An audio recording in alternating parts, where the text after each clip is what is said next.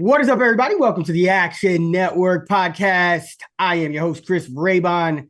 It's NFL Week 3, and we got your Sunday six-pack coming up. We'll talk best bets, sides, totals, props, moneyline dogs, some anytime touchdowns. And of course, I'm here to do it with the help of my co-host, the Prime Minister of Degenerate Nation. Off to a nice start this year. Stuck, what's going on? Going on. Yeah. Decent week on the show, but rough week overall on my sides. Just at the start of the year, no joy. I always talk about just you have those joyous moments. Like last year was just one of those years where nothing joyous happened. I had the Texans. I had the Texans in Survivor. I had the uh, Texans to close out a round robin. I had Texans -2.5. Not saying, and 2 weeks in a row, the Bucks go down and score on the last possession to beat me. Uh, 4th and 10, you have a free sack and you just whiff. That was brutal. The Chiefs. It's the exact game that I thought it was going to be. Eagles can't do anything except play rugby. Couldn't do anything on offense, and the Chiefs did just enough on offense. But Travis Kelce has a play that's worth -7.5 points, and drops the potential game-winning touchdown. Reed got out-coached in that game too. I mean, the field goal decisions, the fourth down decisions, it was pretty poor. But obviously, you're not going to overcome Kelce dropping that and it falling right into the Eagles' hands. So some tough breaks, but it was even out over time. It's on to week 3. As always, let's get into it. Yeah, let's do it. Week 3 is always fun because you kind of got an overreaction, a doubled up overreaction week. So we'll get right into it here. Stuck, you're up 8-5, 2 points for our first two sides, a point for our third, a point for our total in the next segment, and then you get a bonus if you sweep all of those. So caught up a little bit, got some work to do. I'll start us off here. I did get lucky on that Ravens total, by the way. Devontae Walker with 2 touchdowns on, and that could, I mean, Lamar Jackson's just ridiculous. So Do you want I to don't do? Do even you know want if to do we're Thursday going night to. football before or after 6 o'clock? Yeah. Talk to me about Thursday Night Football real quick because 12 and a half for Miami at Buffalo. Division game. I know it's short week. It's a short week, but that just seems like a ton. But at the same time, we've seen the Bills blow people out, and we've seen Miami kind of not really get out of this just unmitigated disaster that they looked like they were going to be. So, are you trying to catch a falling knife here, or what are you doing? I mean, I said I would not try to bet Miami, but I might here. I mean, I may get like 10-7, and the Bills might. I got to see the Miami injuries. Waddle popped up. I don't know. Like, so they're hurt. Their line stinks. Their secondary stinks. But the Bills might be without 3 of their best defenders. Now, last week against you had the Jets in the 6 pack. I played the Jets. We had 7 and close 5.5. Technically on the spreadsheet, it's a really good bet. But the Bills had an amazing game plan. The Jets did not.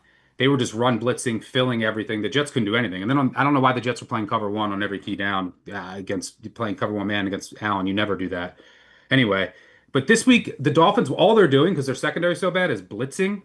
And that is the only way you can ever stop Allen. Blitz, play zone on the back end. I mean, if you go back, Allen 2023, if you look like DVOA and EPA, he was ninth versus the blitz, third when not. 2023, he was 34th and 25th versus the blitz, second when not. He's over the last 3 seasons, he's 23rd in completion percentage against the blitz, which is like near the bottom of the league among qualified quarterbacks. So that's the Dolphins' only hope here. They're still not getting pressure, but you just got to blitz. If you just sit back, he's gonna find receivers. He's gonna run like you. And the Dolphins aren't getting that much pressure anyway. You can't rely on that. You got to blitz, try to force him into a mistake, force him into a crazy throw. And I don't know. The Dolphins' offense has enough juice where the Bills just can't sell out against the run like they did against Fields. You know, you have A Chain, and as long as Waddle and Hill are playing, like they can spread them out. They should be able to run a little bit. And the offense came to life last week. I do worry about the offensive line, but seems a little high. And as you mentioned before, and this will be a lead in into the 6 pack, week 3, one of my favorite weeks. It's all about the underdogs. It's all you would be better off. And we did this. I fell into the trap with the Jets last week. Now, granted, part of that was the Bills' injuries, and we closed good, but it ended up being a bad bet.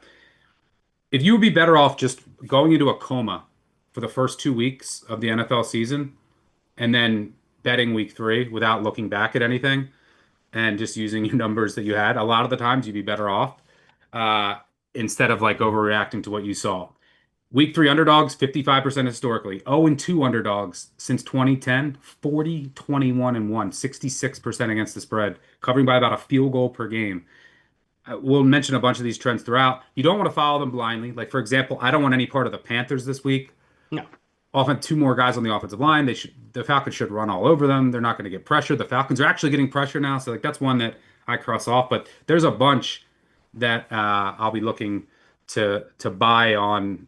Trying to buy low and sell high. Some of these teams in the market overreactions. So yeah, I do lean Dolphins, and I mean back doors could be wide open here as well.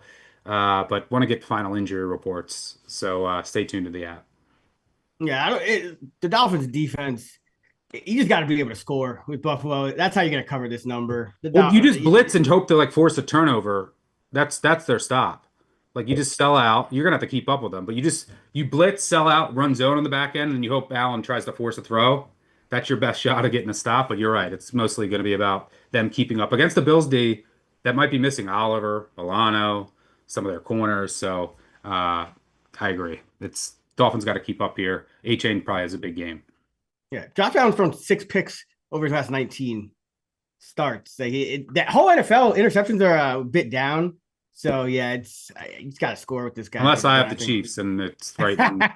Mahomes. I mean, that's or unless fault, Baker's man. throwing him. Baker has like 8. No one can catch a pick from Baker this year. It's crazy. Yeah, and I mean, yeah, Baker's stat lines are just super weird, but we can kind of talk more about that because for my first pick of the Week 3 Sunday 6-pack in the first overall, I'm gonna roll with the Houston Texans here. At the Jaguars, there's a 2.5 available at FanDuel. I'll give it to you. Listen, the Texans are the Falcons essentially for us. Sometimes they just lose these heartbreaking games by less than 3 points. But take a step back, as you said. Let's look at it in context instead of just only looking at their 0-2 record and some blown opportunities. The Rams are a very good football team, and the Bucks, we expected them to take a step back, but still one of the better teams over the past year and change. So this Texan team was in position to win against the Bucks. That had to drive 80 yards and convert a 4th and 10 and all this madness, and they lose by 1. The week before, they were in position to at least make it interesting. I won't say they'll win just because if they hang on to that football, but they probably do. And so you have two kind of fluky things now. The margin of error isn't great for the Texans, but they're 0-2. They're going to be hungry. And this Jags team kind of in the opposite boat when it comes to strength of schedule. So they started with the Panthers and never really gave them a fight. And then they were just fighting with themselves against the Bengals. And they just let the Bengals just kind of sleepwalk their way to a last second win. So this kind of a big step up on competition for the Jags, division game, a team they've historically struggled with. Still some kinks to work out in that Liam Cohen offense, although I do think their early returns are at least better than what it's been. But Houston still has enough defense here, which is what the Jaguars really have not been facing when you talk about Cincinnati and you talk about, of course, the Carolina Panthers. So give me Houston as a dog. I know they've been looking kind of ugly, not uninspiring, but you already mentioned all the trends. Just so many trends with these 0-2 teams, especially in division games. Almost everything's over 60%. So love the Texans. I think I have them rated as the better team still. I'm not completely on the Jags train, especially with this Brian Thomas phantom injury and Hunter kind of, still kind of figuring out how to put his best foot forward on both sides of the ball. I think it's going to take a little bit more time. I agree with you more times than not. I'm out on this. I'm out on the Texans. I mean, the Texans. Look, last week the Falcons should have beat the Bucks. That was extremely unlucky. The Texans kind of got dominated. Like if you just like last week, the Bucks ran all over them. Their run D's been really bad. The Bucks they had in that game they had a punt return, they had a punt block. The Bucks lost were down both their tackles, and you have all pro DNs and you still couldn't win that game. That was bad. And like I was willing to give Nick Caley a pass for week one because they had all the offensive line injuries. They had to move all these guys around. Last week, they had everyone in place in their original positions. It looks like the same offense. Last year, they were even running more play action than they are this year. Their motion, they were middle of the pack last year. This year, they're second lowest in the league, 6% motion. They're 15% play action. There are too many runs up the middle on first down. Like the ghost of Bobby Slowick is still here. The offensive line is not fixed. The Jags were the unluckiest team probably in the league last week that they lost that game. Now, granted, Burrow went out, but from a success rate perspective, they should have won that game. So I like some of the things they're doing with coverages in the back end. I obviously like Liam Cohen. This is a short week for the Texans as well. I'm not playing the Jags, but I would need three to play the Texans. Sounds like an overreaction, man. I feel like it's Well, still no, the that Jags. Like, overreaction would be to lucky their sell defense the. feels kind of. I have no take. Like I'm my take is I wanted to buy into Caley and I thought he was going to improve the play calling, and I haven't seen that. Like just looking at raw like data, like play action, the structuring of play calls, the motion, none of that is there. Until I see that, this is going to be the same offense as last year, which I can't trust. Now I'm not. The Jags could just Jags themselves, Yeah, as about to say, like, as they do. This is where like a more nerve-wracking quarterback than CJ Stroud. Like after facing Stafford and Stroud's accuracy Mayfield, too still isn't great. Like his the off target throw. So I'm not saying have you I'm seen Trevor against. Lawrence? No, he is too. But I'm not saying I'm against you. Yeah, I'm just saying I would need a three. I mean, it might get there. We'll see how it goes. It was hanging around 1.5 and then started shooting up just before we recorded. So we'll see how it goes. But I have them rated better. I have no problem taking the 2+. So BTJ injury could be big too. Like we'll see what yeah, happens there. something's not right with him. Yeah. All right. For my first pick and the second overall, the week three Sunday six pack, I'm going with the I'll keep it on brand. Go with the ugliest one possible. I'm going with the Cleveland Browns plus 8.5 is out there still against the Green Bay Packers. Look, I came into the year high on the Packers. I played the Packers in the Super Bowl back in May. They I was with added you. Parsons. They look amazing. I'm very excited about that future. I think they're one of the best teams in the NFC, but this has to be at the very peak of their value. And we don't know that they're necessarily this great. Like they're now being priced up with like the a top three team in the league. Think about it. The Ravens were laying what 11.5 last week at home against the Browns. This is at home in a non-divisional game. The Browns are catching 8.5, throwing 1 point for home field. Like we're pricing the Packers near the Ravens now. Don't know about that. Jair Alexander switches and it all it's weird. So there's a chance, like, hey, week one against the Lions, they had new coordinators and they were just breaking everything in and everything was a mess. And we know LaFleur is so good in the first couple of weeks. Now, that is a concern here. Extra rest for Green Bay, LaFleur early in the season. Uh, and then week two against the Commanders, like, I'm low on the Commanders. So, like, there's a chance that everyone's saying the Packers are so great. They're crowning them already. There's a chance that they're not as good as everyone might think. And this is probably the peak of their value. Conversely, the Browns, everyone wants to sell them after last week. As a Ravens fan, I'm telling you, I watched that entire game. Now, this could happen again with Flacco. The the Browns who have played the Joe Burrow and Lamar Jackson, their defense has been elite through 2 weeks. I expected a bounce back this year. That's what we got. Don't be fooled by that final score. The Ravens 41, Browns 17. The Ravens had 14 first downs. They had 240 total yards. Derrick Henry had 11 rushes for 23 yards. The Ravens couldn't do anything. They had a couple like just ridiculous Lamar plays where he scrambles all around and does Lamar things and throws a touchdown. Other than that, the Ravens couldn't do anything. They couldn't run the ball. This Browns defense is playing at the top level in the league. They're same with the Packers. The Packers have been playing right up at that level. I trust the Browns' entire personnel a little bit more. Now Parsons makes that a little bit closer, but this is still an elite defense playing at home, catching over a touchdown with a low total, buying buying low. I could go into all the 0 and 2 dogs, like I already mentioned, 0 and 2 underdogs since 2010, 40, 21 and 1 against the spread, 66%. The Browns should be 1-1. That game against the Ravens should have been a lot closer. I think their defense will keep them in this. Judkins looked pretty good at running back too. Yeah. Gives them some juice there. So yeah, I'm selling the Packers. Like I was high on the Packers. I've upgraded the Packers, and I'm still like 6-9. So you're gonna give me 8.5 here.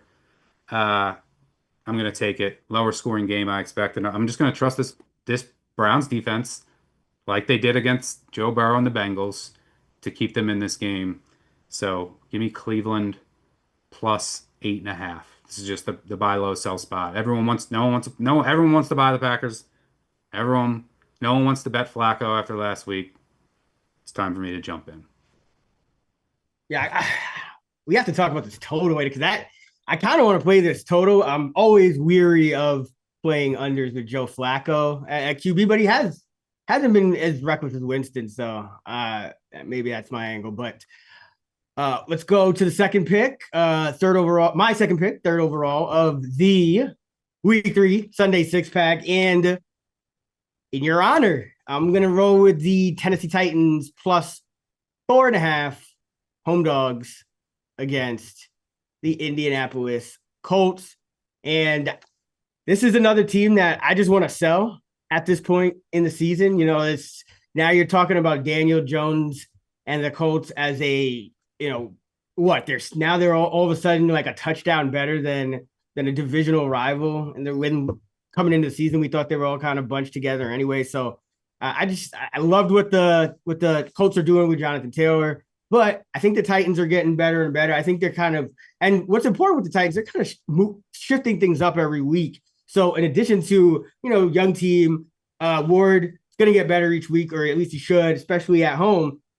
But you're seeing them go with more Ironman or more Chimere DK at wide receiver. Special teams way better, by the way. They had a Right. punt touchdown call back last week. Yeah, so overall, and they're kind of, I think the defense has been solid. It's definitely Callahan still, you know, leaves some things to be desired, I think, but this is a spot where we see it all the time. You know, these 0-2 divisional dogs, especially ones like this, where it's, you know, we don't have a track record of elite production from Daniel Jones or anything like, or really this Colts team. So The track record is he's not that good. So like you should stake to that rather than like he's an all pro. There's more of a chance that he flops here. Yeah, and this is and another angle I love. It's happened in a few of these spots. I believe the Packers as well, right? Going on the road against a pretty tough defense, weather issues. Just could be more of a slog in this kind of spot, and that would just open up the Titans. I think you can run on the Colts here, but you look at week 3 divisional dogs, 49, 28, and 64% over the past 2 decades. Just all the reasons to kind of back the Titans here. I don't think they're anywhere near as bad as last year. And that's even with Cam Ward still producing a lot of negative plays, but he's able to produce enough positive plays that it's not like just these backbreaking and he's not turnovers. Turning it over at all. Like his turnover worthy play rate is like 1%.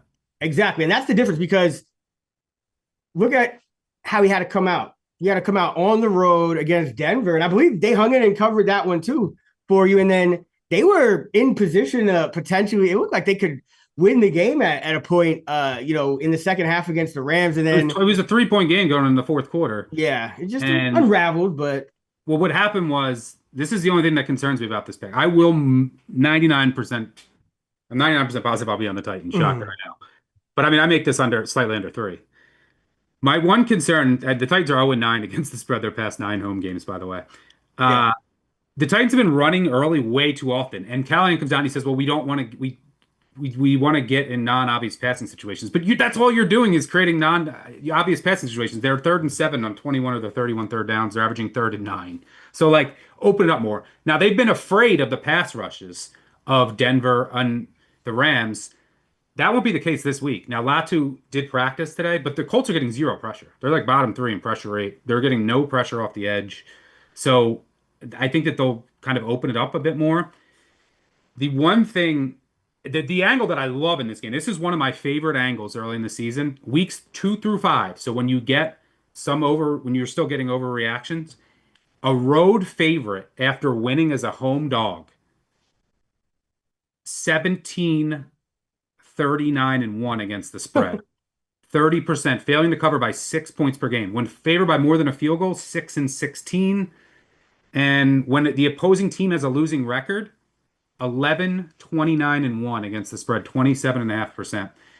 So it's a great spot. It's just like, oh, the Colts were home dogs, right? They won. Then everyone early in the season, now everyone is like, oh, look at this team. They're very good. Now I've upgraded the Colts a bunch, downgraded the Titans slowly. I'm still not above 3 here. The one thing that worries me is, and this is what happened last week against the Titans, and I had this fear with Sweat not playing, they just wore down because they were doubling Simmons, and their run D is so much worse without Sweat because you can just double Simmons, and Simmons had nothing left in the fourth quarter. And then Zeitler got hurt in the fourth quarter. They were already without Latham, and then their offensive line collapsed.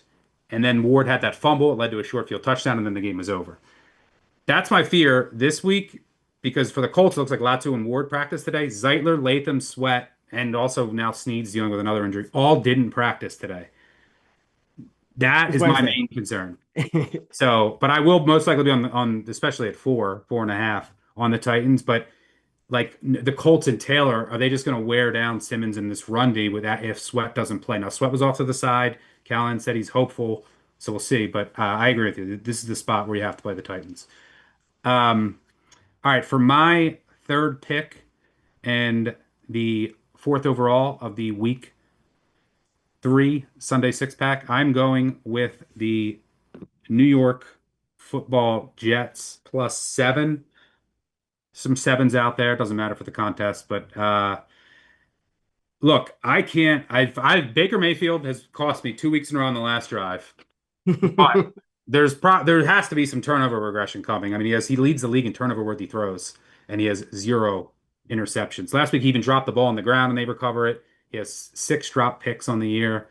It's getting pretty absurd. And last week, even though they got some ref help, like early that illegal hands to the face on a 3rd and long, the tripping uncalled.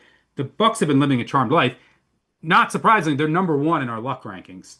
Make sure you check that out. This is the luck rankings play as well because the Jets should be 1-1. The Bucks could be 0-2, Yep. probably 1-1, and then these would be 2 1-1 teams. This line would be 4.5. Uh, throw in a point. That's all for Fields to Taylor downgrade. That's it for me. But then throw in the fact the Bucks are on a short week.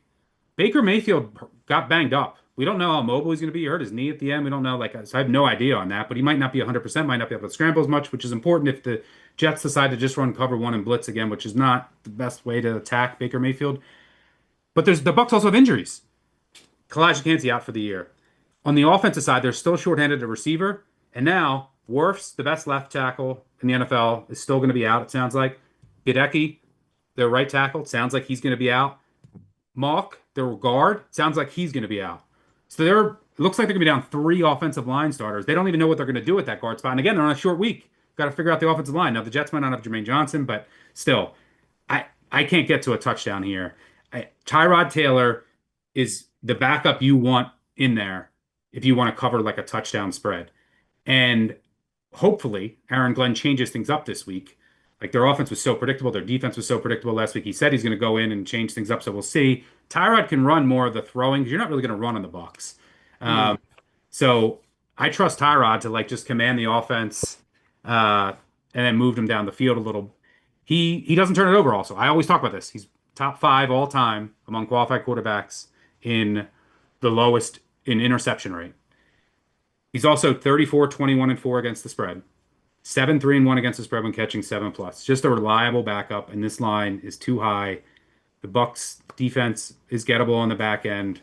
I just can't get to this number. This is only this number, I think, because the Jets got blown out last week. But I'm telling you, go back and watch that game. I do think the Bills really benefited from seeing the Ravens and seeing like the Lamar, Derrick Henry just burn them, and then that was like the JV version. and they just run blitz. I mean, I'm telling you, their corners weren't even looking at the pass. They were filling gaps, and the Jets had nowhere to go. And then Fields turned into who Fields is. He can't throw the ball.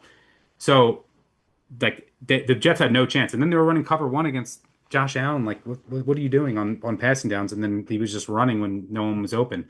So yeah, too high. Too like Bucks have been lucky. Probably hopefully some turnover regression here, some Baker mistakes who might not be 100%. And then 3 offensive line injuries on a short week. Like I know they've already been dealing with at worst. They've already moved their center to left tackle. Now you're going to have Charlie Heck at right tackle. You might have a rookie in there, right guard. You have a center who wasn't supposed to be your center. So now you're talking about like 4 guys who are at 4 positions that you didn't expect to be coming into the year. So yeah, give me the Jets catching a touchdown here. All the 0-2 against the spread trends you can think of all fit here. So yeah, against a pretty fortunate Bucks team who also has the Eagles on deck. So they might be a little bit more cautious with some of these injuries, knowing that.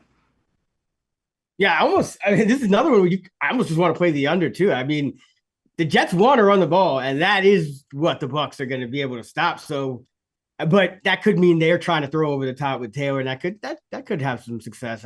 Yeah, my fear is that and then the Bucks go tempo to hide their O-line injuries because they were doing that last week more so that the Jets pass rush doesn't have gas. That would be my only fear with the under. Yeah, it's gotta look at the weather all around the league. I've seen like slight chance of rain, humidity in almost every game, and almost every game's outdoor. So you sort of just regardless of what you're doing, playing, check that out before you make a bet. But we'll get into our final 2 picks. Do you agree or disagree there?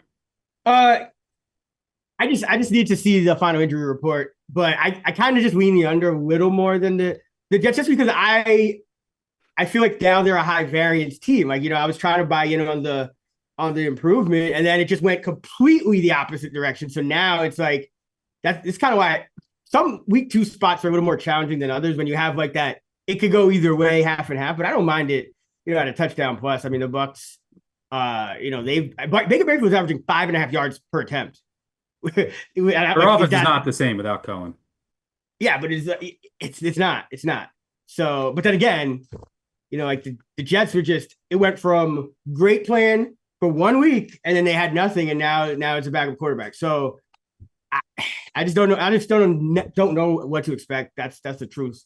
I do expect at least changes. Yeah, so I think that's good because I think the Bills just keyed on what they did. The Bills had a great game plan, and they didn't adjust. I think that will force them. And then with Taylor in there, it's going to be new. And then I think Bucks on a short week with a bunch of injuries. I think you got to take the 7.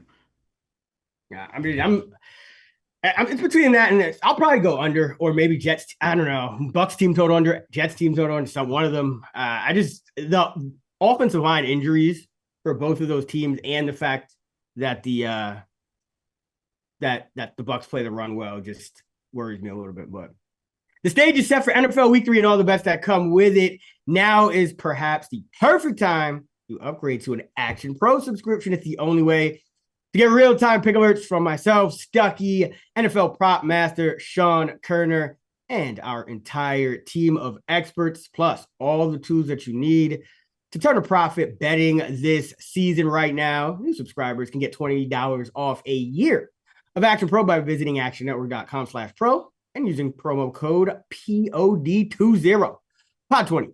That's $20 off the full year, so you'll be covered for NFL, college football, March Madness, baseball season, the NBA season. So don't wait. Visit actionnetwork.com/pro and use promo code POD20 to get $20 off a year of Action Pro. All right, for my third pick, the 5th overall of the Week 3 6-pack, I think it's on an island here, or at least not. The market seems to think differently, but I like the Cincinnati Bengals with Browning on the road, 2-0 against the Vikings.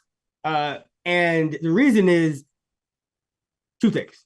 Number one, Browning, yeah, the 3 picks last week. That's what backup quarterbacks do. Guess what? The Vikings have one too. Carson Wentz. But Browning, what he can do, and this is why I like Penix, even though I mean they didn't really need it last week, but Browning's played well against the blitz in his career, and that is the Did it once key. against Flores. Right? Yeah, they actually had won a 27-24 game against Flores. It was Nick Mullins, but I mean Wentz could be worse than Nick Mullins. I'll get to that in a second, but I'm getting 3 points here with the Bengals, who still managed to put up 31 and come from behind. Yeah, I know the Jaguars kind of, gifted them the opportunity, but that's what you have to do. And there's always these things that kind of they come at you quick, right? And right now, I think the narrative surrounding the Vikings is a way too complimentary of Kevin O'Connell and like just not recognizing that he's human. And it's like, oh yeah, reclamation project, Sam Darnold, and oh, Daniel Jones must be doing well because he spent a couple of months in that quarterback room. But if you really look back now, and it's starting to become a trend, like Kevin O'Connell can't just do it with any quarterback. We started to see that unravel with Mullins and Hall and all those guys last year. But now let's go back to last year. Darnold, everyone loved him. Everyone's, singing O'Connell's praises. And he just shits the bed against Detroit. And okay, Kevin O'Connell, great quarterback, guru guy, whatever, already turned Darnold around to play it. Surely he'll come out with a better game plan. Same exact thing happened. They scored 9 points against the Lions. They scored 9 points against the Rams. Then week 1. Okay, it's whatever. It's rookie. 3/4 of terrible football, a terrible, way too early field goal that could have been disastrous if it had gone wrong. With 11 seconds, you're kicking. So now you have, and then you all know what happened in week 2. So 1 of 8 quarters with McCarthy, and now you're gonna bring in Carson Wentz on like short prep, really? Because I mean, when and he hasn't even been here that long, so. Yeah, the Bengals aren't great. Carson Wentz is not great either. And it's the Vikings that have been having issues offensively. The Bengals have been able to score Browning. He's been 4-3, about 23 points per game. Wentz's last 17 appearances, he's averaging barely 200 yards, 6.2 yards an attempt. Hasn't cracked 7 in a season, since like the last decade. So this guy, I just don't trust him in this O'Connell offense. I don't think this guy just has the Midas touch. They're struggling to get the ball to Jefferson. They are down a running back now. It's all going to rely on Jordan Mason. And that might be better, though. I mean, it might be, but now you're talking about multiple offensive line issues. Now you're talking about where is TJ Hawkinson? They signed Oliver. They got 4 tight ends on the damn roster, and they still can't free up. And CJ Ham is out. And yet they still can't free up Hawkinson for this. This is trending down, and it just might be one of these situations where even the smarter offensive minds, they go through little slogs sometimes where they just get figured out. And this, to me, this is becoming a concerning trend now for O'Connell, and he's just kind of keep your head up, we're gonna go score. And I don't know if he's actually. But there's just too many long developing routes and all these things. And then Wentz, he might overcompensate and go to too much just like RPO stuff and underneath stuff. And that will actually just help the Bengals and Browning. And I just think the Bengals have a much more explosive quarterback offense. This guy led the league in completion rate in 7 starts for Burrow. As a starter, so when he comes in as a backup, he's been horrible. So that explains the 3 picks last week. I think it happened against Pittsburgh in 2023. However, as a starter in the 7 starts, 8.2 yards per attempt. So I'd rather buy low on a guy like Browning than just blindly trust O'Connell, which it seems like the market is doing. Like they're not moving off this 3. And sometimes I'm hoping a 3 and a hook pop. I'll bet this again. But I might be on an island here, but I think the Bengals can get it done here against this Vikings team that's just banged up all over the place. Yeah, that's the way that I would agree with you on this, is taking the points because of all the Vikings injuries. Like Darrisaw, I don't know. I tried to listen to O'Connell's coach speak today, and he just said nothing over the course of like 5 minutes in this. So it sounds he's like he's turning into McDaniels. Yeah. He's turning into Mike McDaniel. Yeah, if I had to guess, he's out, and then his backup's also out. Ryan Kelly has a concussion Mm-hmm, at mm-hmm. center, which is He's not. I big. mean, he can't play because he has, I think, it's forced concussion, right? I doubt he. I Yeah, I doubt he doubt gets he back plays. And then there. on the defense, you talk Cashman's already out, Van Ginkel, Harrison Smith, they're all like Okuda. They have a bunch of injuries on defense as well. Mm-hmm. So taking the points makes sense there. Why to play devil's advocate, my is like so I would have made this like a pick if they were health everyone was healthy. Mm-hmm. And because I do respect the Vikings home field advantage, one of the few that is real. So I would make it a pick if everyone is all healthy. But and also like Addison's still out too. So then it just depends on like what you're. I know some people that just think the drop off from Burrow uh to Browning is like only like 3.5 points. I have that at like 5. So maybe I'm a little high there. Then the question, then you take into account what is the drop off from McCarthy to Wentz? I don't know. It might be nothing, like because McCarthy might be that bad. We just don't know. He had one good quarter out of 8, but part of that was the offensive line injuries. But that'll also bleed into Wentz as well. Part of that is the receivers not healthy. So It happened to Darnold with receiver with healthy yeah. guys. So but like if the Vikings were healthy on the offensive line, like then they would be able to control Hendrickson, and then like anyone can go out there and move the ball against the the Bengals defense. And then on the other side, it's like Flores will probably cook up something to make Browning make a mistake or two, and that might be the difference. But I don't know. The Vikings look like they're not going to be healthy, so I don't blame you for taking a 3. Nothing for me there yet. But for my third I got pick, a stat for you. I got a stat for you. Just because you mentioned Wentz, over his last 11 starts since 2022 across like four different teams, he is 3-8 against the spread, 27%, failing to cover by 9.6 points per game. my only rebuttal would be a couple of those games were like week 18s with all the backups. So he should be crushing. No, I mean no. When It's his team Carson had Wentz. backups, like last year, he started against the He Broncos. should still be crushing. No, the crushing Oh, at the not yeah, not. Broncos defense with the Chiefs backups, and then But he played like that every. the Okay, year before it was the Rams. I think he started with all their backups when they didn't care. So a couple, there's some noise in there, but there it definitely hasn't been good. All right, for my third pick in the 6 overall of the Week 3 Sunday six pack, I'm going with the Los Angeles Rams plus 3.5 against the Philadelphia Eagles. I don't like this as much with Goddard looking like he's going to play. They really have missed him in like blocking and just in the passing game, but he did practice today. But everything that I thought about with the Eagles coming into the year, I've seen. Like, thought that the defense was going to take a step back, and by most metrics, they've been about an average unit. They're not getting as much pressure. Jalen Carter is not. It doesn't look like he's in full game shape. Fangio was talking about that yet. The second corner spot is a problem. The secondary, there's still some holes. So this is an attackable defense, and I think the Rams are fully capable of doing so.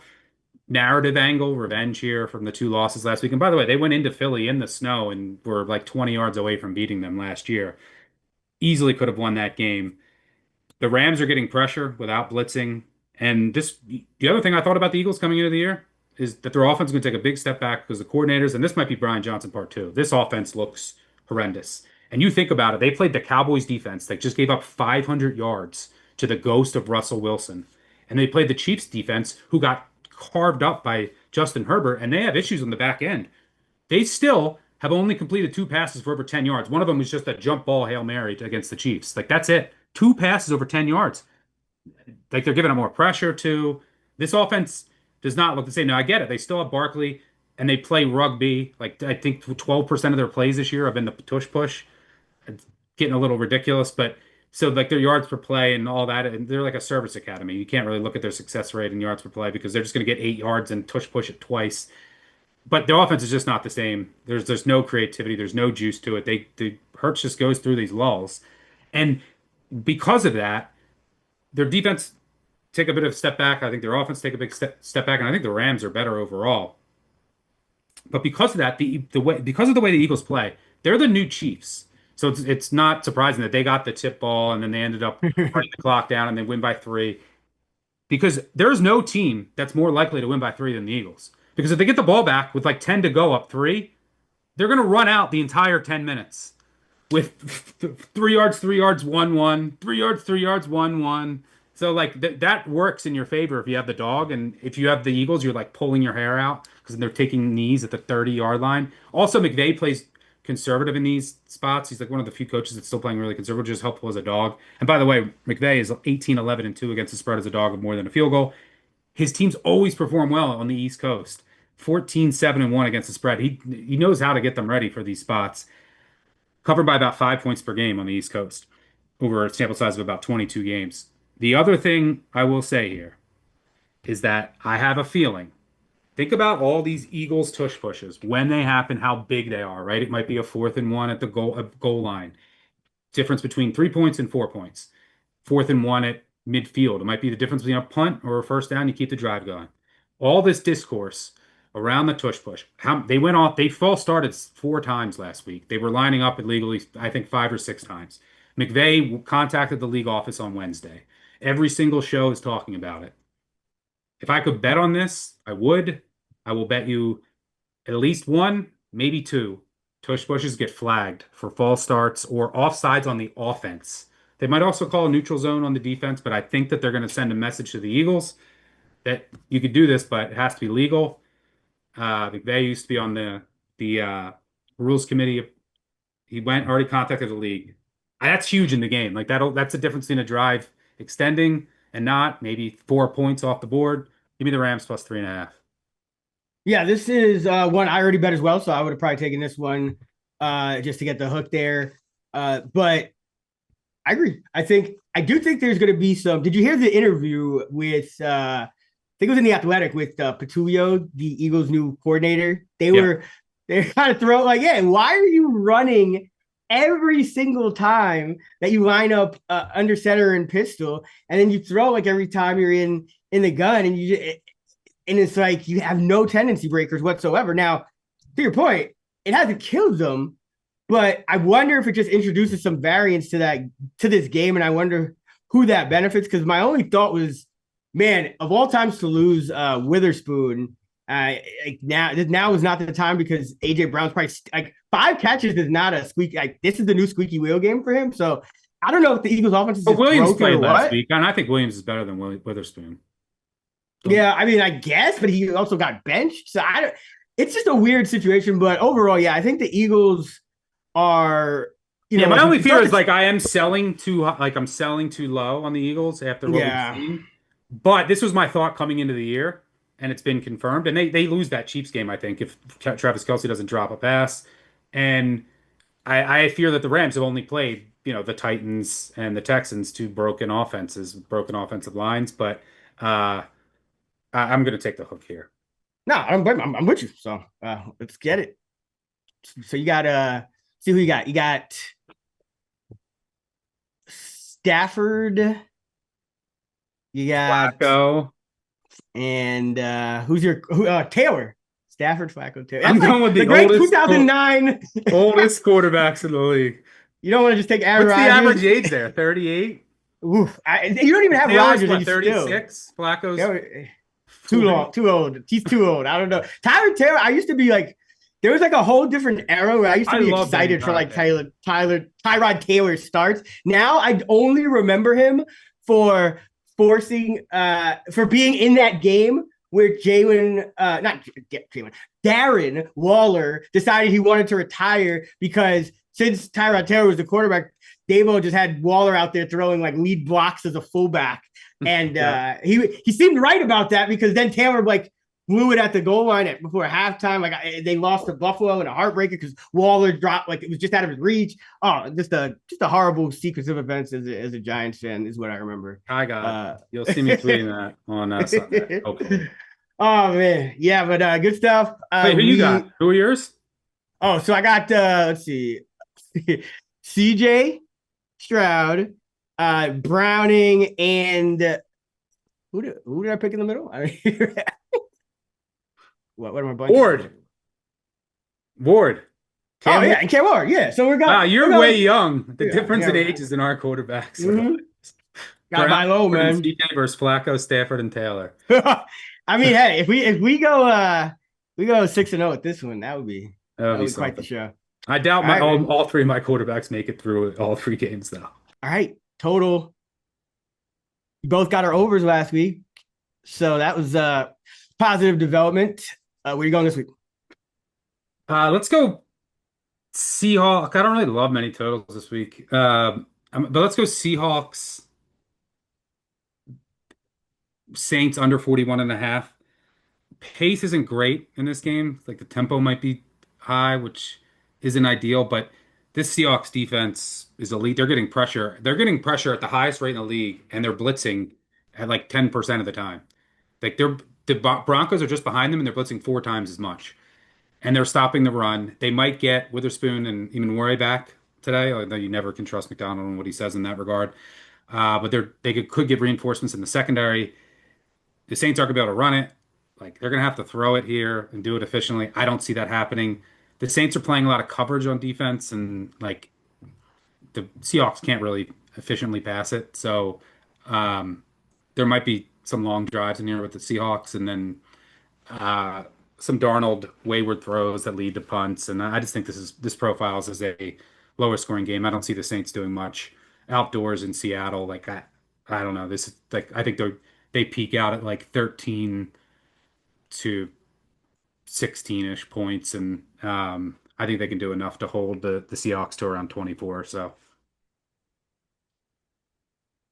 Yeah, I thought about this one as well. I thought I might end up taking the Saints in this spot, but the strength. I just the schedule early. I still don't know exactly where they are. Seahawks could actually be a lot better than we think. Just given the two strengths of schedules, but I need to see more out of Seattle. They got so yeah, it's tough at totals. I'm so full disclosure. I was back and forth between I want to fade the Panthers, but I worry that the Falcons would just ruin the total by exploding themselves because they had a down week against Minnesota offensively. and they should be able to run at will. Yeah, they'll be able to run. And then thinking about the Packers, Browns, but that's like super low. And I just, if both of those teams can't run, they have quarterbacks that would just swing it downfield if that's what they think. So I'm, I've been kind of going back and forth on a bunch of them. I am going to roll with whew, final choice. Let's go Bears Cowboys. Let's sell on just Oof. everything going on with all of those teams. The fourth quarter eruption. Ben Johnson's offense finally getting right and showing signs of progress. The banged up defenses. Let's just sell all of it and just bet There's a on luck under, and a there could be some win. bumbling two bumbling offenses that like are in for letdown spots this week. So yeah, I've seen this movie before when totals that were nowhere near 50 start creeping up there in the past. Dallas in particular. So yeah, let's go Bears, Cowboys under. We'll see where it ends up. I haven't bet it yet. If you haven't seen it in the app yet, it's just because it's going up. So we might even get over a 51 and a half, which would be great. So Bears, Cowboys for me. Yep, top luck under of the week. And then you have the Saints, Seahawks under. Any thoughts on like any interest in the Saints in that game or no? Nope. Like at this, Nope. yeah, right. Saints are a team I just don't want to back. Like I hear you. they No. found ways not to cover the first 2 weeks. They're a bad team. Yeah, they're just not like they haven't done anything catastrophically bad. So I'm so tempted. It's just like I didn't see Seattle as a 7.5 point favorite. It's troubling that Rattler's yeah. been okay and they haven't covered Yes. the game at home. It is. They're a couple of these teams are just enigmas for me, but that's gonna do it for our totals. Let's go into our money line dogs. Who we got for this week?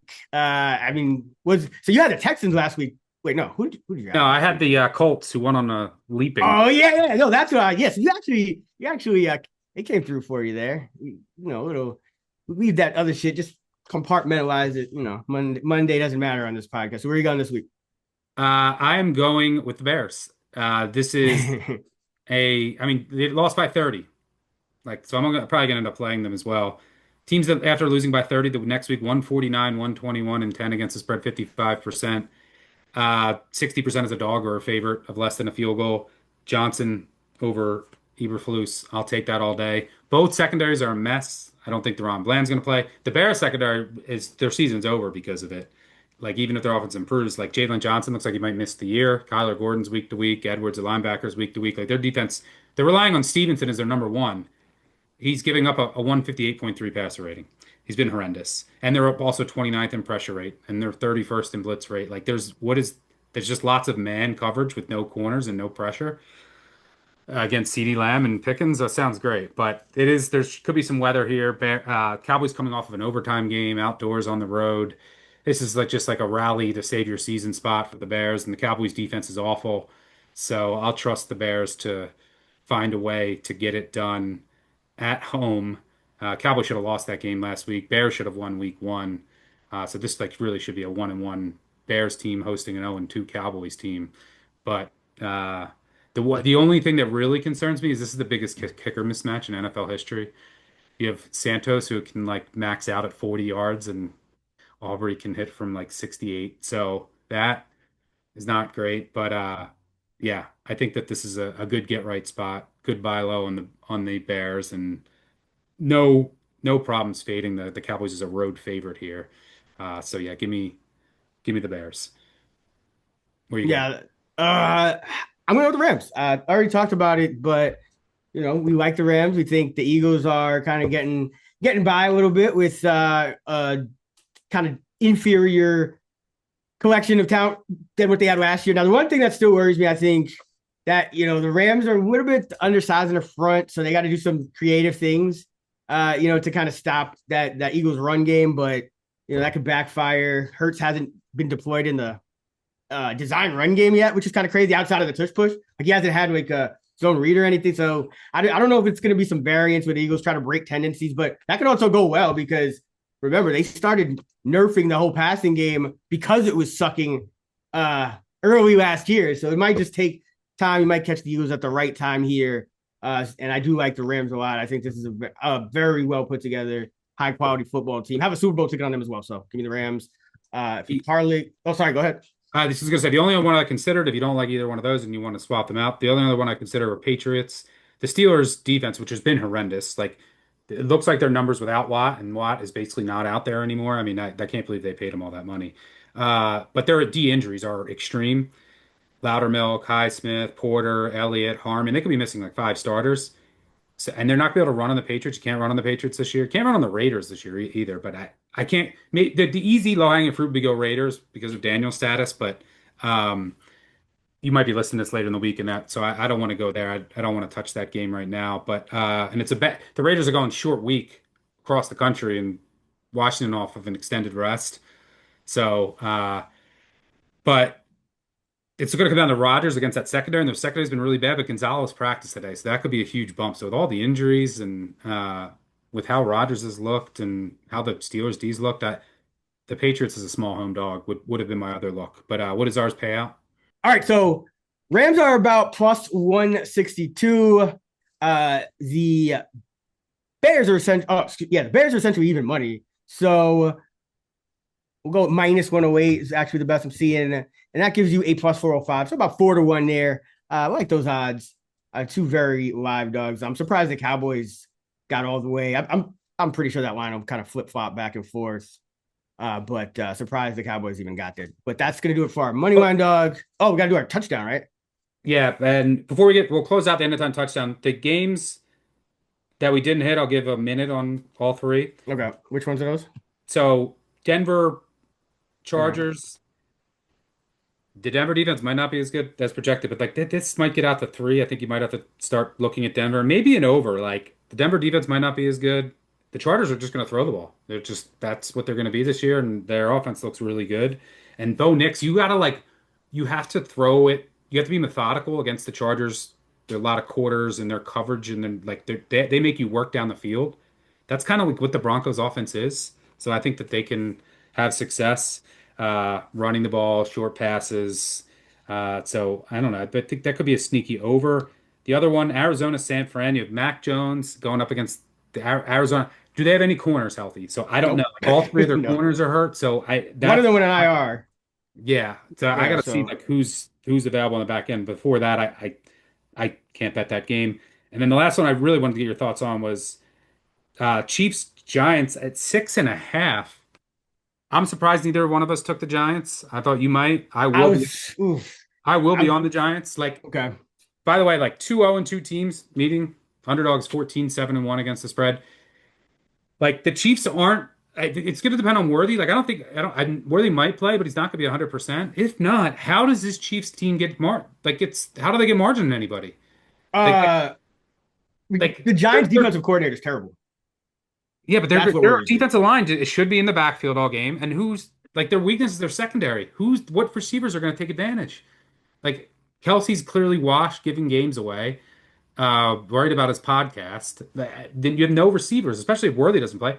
I trust the Giants offense so much more. Like I just trust Neighbors to make a couple plays over like it's just going to be Mahomes scrambling. Like it's probably like 6.5. That's way too high. Yeah, it is, and I think that's how I felt about the Cowboys were 6.5 against the Giants last week. So it is one way or But that another. was at home, and this is on the road, to be fair. Yeah, I mean, yeah, but still, one way or another, it's the Giants or nothing. But I don't want to overreact to like you know what I mean. Like I feel like it's almost like we're overreacting to like the Chiefs are 0-2, but they played a Chargers team that's has the upside to be very good with the quarterback, the coach, and some of the guys on that roster, and then they played the Super Bowl champs. No, but I'm not I, even reacting with this is the Chiefs that we saw all last. This is the Chiefs. mm-hmm. They're when they're favored by over a field goal, you look to fade them because they until they have Bryce and Worthy and all their weapons healthy, and we know the offensive line is fixed. They're just not a team that can get margin on teams. Like they're just not explosive. Everything's a grind. There's no running game. Like this is nothing to do with this year. This is also last year and the year before. Like they don't really win by margin. And until we see an explosive offense, like the Giants are much more likely to hit a more explosive plays in this game. And their defense is much more likely to force some turnovers, like with their defensive line. Like I don't know. I think you got to take the points there. In a perfect world, we would get a 7. Oh God, we might get a 7.5 if the narrative just like, the Eagles. I mean, the Chiefs are, we can't they're go going to in get it three. That's right. why I'm waiting. Like Yeah, I'm yeah, shocked it already went yeah. to 6.5 at some places. I mean, it's week 3 because so it's. I think there, And it's Sunday people. night games, so you're gonna get maybe some. If there's no sharp opinion on it, you might just get some constant public money pushing it up, and then it gets tested at a 7, and then it'll obviously get bought back right away. But I gotta play the Giants. I show value in that number at 6.5. Yeah, I mean, you're right, and I might be there with you, but I have to like talk myself into it more because I was looking back at some of like the Chiefs other spots where you're like, all right, I got to play the other team. And like, did they just blow out? Oh no, it was 19-10, They right? didn't they No, didn't blow out 29-10 against anyone Russell last year. Wilson. They won No, Russell 12 Wilson late in the year. They won 12 one possession games last year. Yeah, but they 29-10 against Wilson in the last week before week 18. All right, we'll have it written up on the app. All right, I mean, let's yeah, finish up with it's our 7 rounds. let's finish up with our anytime touchdown. All right. Tet and Hunter didn't hit last week. Kind of Tet should have got in, honestly. I thought he had numerous chances. But then again, it's Bryce Young, who is just terrible intermediate passing, so that could be a concern going forward. But where are you going this week? You tell me. Chiefs. I have no feel this week. How about the Chiefs Giants game? Chiefs Giants game. I think you got to go Marquise Brown. Okay. Quiet game. He had what 10 catches in the first one. We knew the Eagles were it was going to be tough, but I think he can run around in that secondary. And this is just actually no. I think I would actually go Hunt over Brown because Hunt is getting the short yardage work, and I don't think the market's fully pricing it in. And this is a game where the Chiefs actually might be able to run, and it might be in their interest to run because nothing else is working. It's Giants run deep. So I would actually go Hunt here because Pacheco never gets the goal lines. Yeah. All right. So I'm curious to see where you're going because you're the anytime touchdown king. a reason to have the Action Network app and a reason to have Pro. Chris on Thursday put in Ryan Miller 28-1, which hit like in the first quarter. Amazing call. So I'm going Hunt. Where are you going? Uh, I am. I'm just trying to find his odds. It's another guy that half people probably have not even heard of. Dortch. I I actually want to just bet on Zay Jones not to get a target, but I don't think they have his odds up yet. So I want to go with Gunnar Helm of the Titans, their tight end. We saw, I love Thunder Helm, by the way. yeah, man, he's stealing snaps from Chig, and most importantly, he got all the red zone snaps. That's kind of his role, but it is Wednesday, and I'm not seeing it, so we'll have to pivot. We can just say it and then. No, I want to give out an actual one. Let's go. So make sure you sprinkle on Helm if you're out there. Yeah. Helm will definitely. We'll have the touchdown show with Kerner and Gallant tomorrow. So, but for now, give me some Gunnar Helm, rookie tight end for the Titans going up against the Colts. I expect the Titans to cover in this spot. Love Helm getting all the red zone snaps. So yeah, I'm sure he'll be like 7-1 or more.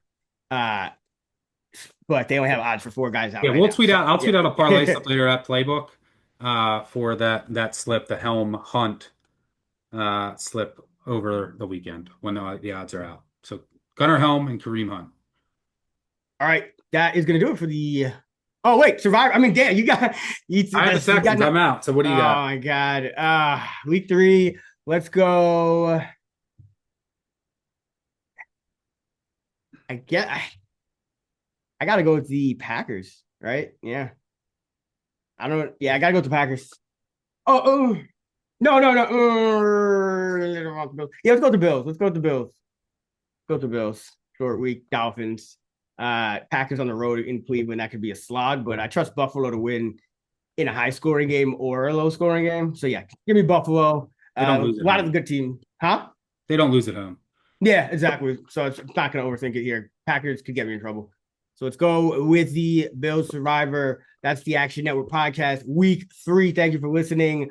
Don't forget, all season long, you can hear more of me and Kerner talking player projections, DFS, and all that stuff on the Fantasy Flex pod. And Stuck is over on the all new favorites pod, which is dope. And as always, on Big Bets on Campus. If you're betting college football, make sure you check that out. Stuck is on X at Stuckey2. I am at Chris Raybon. We're at those same handles on the free award-winning Action Network app. And as Stuckey mentioned, be sure to follow the Playbook handle at Playbook on X. You could just tweet it, bets, or screenshot it, and it will make you bet slips. So great stuff there. But until next week, let's get this money. Let go.